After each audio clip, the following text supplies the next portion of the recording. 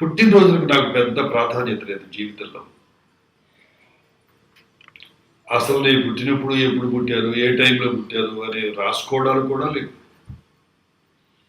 మనం కొంచెం సెలబ్రిటీస్ అయిన తర్వాత వాళ్ళకి ఇవన్నీ ఇంపార్టెన్స్ అన్నీ వస్తాయి. అలాగే నా జీవితంలో కూడా ఒక నటుడు అయిన తర్వాత వచ్చింది. అప్పుడు మా అమ్మని ఎవరో వచ్చి అడిగితే ఫలానా రోజులు పుట్టాను. అయితే రిజిస్ట్రేషన్లో మాత్రం నా సెప్టెంబర్ 21 అంటే లేట్గా చెప్పారనమాట పల్లెటూళ్ళలో.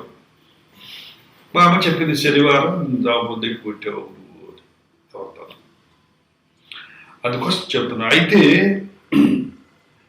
ముళ్ళపూడి వెంకటరమణ గారు బుద్ధిమంతుడు తీసి, ఆయన జర్నలిస్ట్ కాబట్టి apart from writer that is producer all, అది సరిగ్గా బర్త్డే రోజు రిలీజ్ వచ్చే శుక్రవారం ఏదో వచ్చినట్టుంది. అంచేత మీ బర్త్డే పేరుతో పెడతాను. నేను పెద్ద దాని గురించి లెక్క చేయలేదు. అలా కానివ్వండి అది.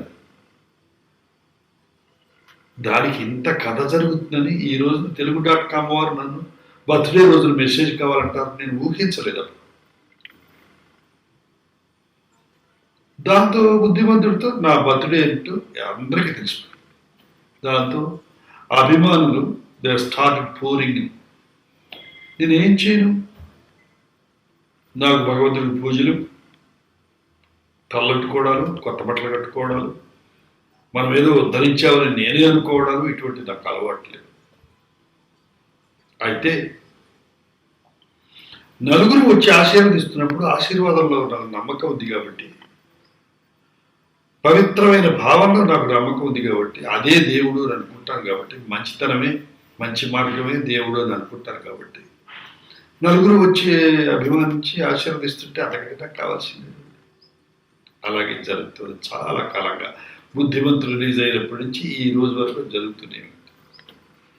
దేశాల్లో ఉన్న మిత్రులందరూ, తెలుగువారే కాదు మిగతా వారు కూడా, తమిళ మిత్రులు, కన్నడ మిత్రులు, హిందీ మిత్రులు, వీరందరూ కూడా నన్ను అభిమానిస్తున్నారు, ఆశీర్వదిస్తున్నారు. అందుచేతే నాకు హార్ట్ ఆపరేషన్ అయి దాదాపు 35 సంవత్సరాలు అయినా ఇంకా నేను ఆరోగ్యంగా సంతోషంగా ఉంటున్నాను అంటే నా అభిమానుల ఆశీర్వాద బలం అని మనస్ఫూర్తిగా అనుకుంటున్నాను.